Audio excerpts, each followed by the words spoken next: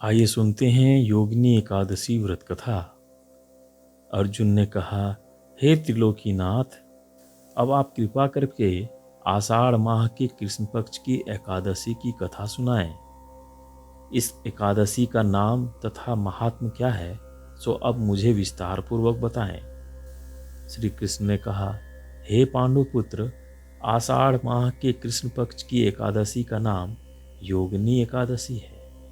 इसके व्रत से सभी पाप नष्ट हो जाते हैं। यह व्रत इहलोक में भोग तथा परलोक में मुक्ति देने वाला है।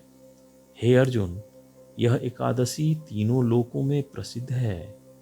इसके व्रत से सभी पाप नष्ट हो जाते हैं।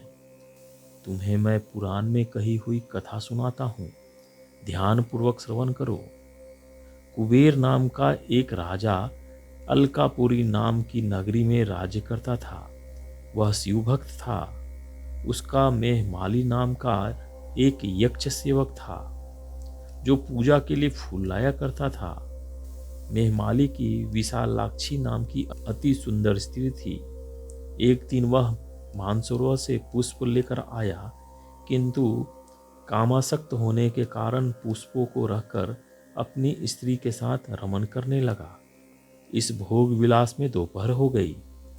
हेमामाली की राह देखते देखते जब राजा कुबेर को दोपहर हो गई, तो उसने क्रोधपूर्वक अपने सेवकों को आज्ञा दी कि तुम लोग जाकर पता लगाओ कि हेममाली अभी तक पुष्प लेकर क्यों नहीं आया। जब सेवकों ने उसका पता लगा लिया तो राजा के पास जाकर बताया, हे राजन, वह मेहमाली अपने स्त्री के साथ रमन कर रहा है। इस बात को सुनकर राजा कुबेर ने हेममाली को बुलाने की आज्ञा दी।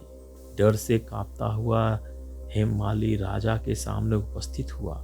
उसे देखकर कुबेर को अत्यंत क्रोध आया और उसके होठ फड़फड़ाने लगे। राजा ने कहा, अरे अधम, तूने मेरे परम पूजनीय देवताओं के भी देव भगवान शिवजी का अपमान किया है। मैं तुम्हें श्राप देता हूँ कि तू स्त्री के वियोग में तड़पे और मृत्यु लोक में जाकर कोढ़ी का जीवन व्यतीत करे। कुबेर के श्राप से वह तत्क्षण स्वर्ग से पृथ्वी पे आ गिरा और कोढ़ी हो गया। उसकी स्त्री भी उससे बिछड़ गई। मृत्यु लोक में आकर उसने अनेक भयंकर कष्ट भोगे, किंतु शिव की कृपा से उसकी बुद्धि मलिन नहीं हुई और उसे पूर्वजन्म की भी सूध रही। अनेक कष्टों को भोगता हुआ तथा अपने पूर्वजन्म के कुकर्मों को याद करता हुआ वह हिमालय पर्वत की तरफ चल पड़ा। चलते चलते वह मार्कंडेय ऋषि के आश्रम जा पहुंचा। वह ऋषि अत्यंत वृद्ध तपस्वी थे। वह दूसरे ब्रह्मा के समान प्रतीत हो रहे थे और उनका वह आश्रम ब्रह्मा की सभा के समान शोभा दे रहा था। ऋषि को देखकर हेममाली वहां गया और उन्हें प्रणाम करके उनके चरणों में गिर पड़ा।